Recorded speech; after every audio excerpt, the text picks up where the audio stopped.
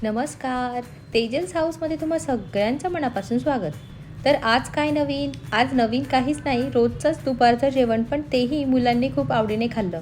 आता तुमच्याही घरात पनीर सगळ्यांनाच आवडत असेल. माझ्याही घरात मुलांना पनीर बघितलं की उड्याच मारतात.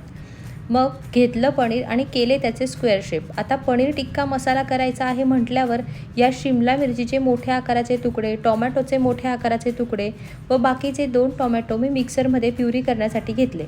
आता 2 कांदे त्यातले काहींचे मोठे तुकडे करून घेतले, पनीरमध्ये ॲड केले व बाकीचे बारीक कट करून घेतले.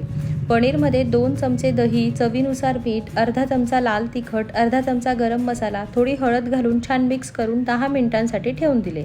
तोवर एका कढईत मोठा पळी तेल ॲड करून जिरे, मोहरी, बारीक कट केलेला कांदा लवकर परतावा म्हणून यात मीठ ॲड केलं व आपण टोमॅटो कट केला होता त्याची प्युरी बनवून घेतली.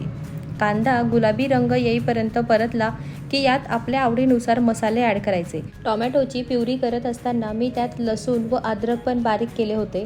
यात मी प्युरी ॲड केली. प्युरीला छान तेल सुटलं की अर्धा ग्लास पाणी ॲड केलं. आता तुमच्या घरात ग्रेव्हीची कशी कन्सिस्टन्सी लागते त्यानुसार तुम्ही पाणी कमी किंवा जास्त घालू शकतात. या ग्रेव्हीला उकळी येईपर्यंत दुसऱ्या कढईत तूप किंवा बटर घालून मॅग्नेट केलेले पनीर ॲड करायचे व ते पूर्ण ड्राय होईपर्यंत वाट बघायची. तोवर मी पोळींसाठी डो मळून घेतला. तुपावर परतवून झालेले पनीर ग्रेव्हीमध्ये ॲड करायचे. ग्रेव्हीला खूप छान कलर आला होता. ताट ठेवून त्याची उकळी काढून घेतली. जास्त घट्ट नाही, अगदी पातळ नाही अशी पनीर टिक्का मसाला रेडी झाली. यावर कोथिंबीर, तव्यावर भाजलेली कसुरी मेथी घातली, दुधावरची साय घातली.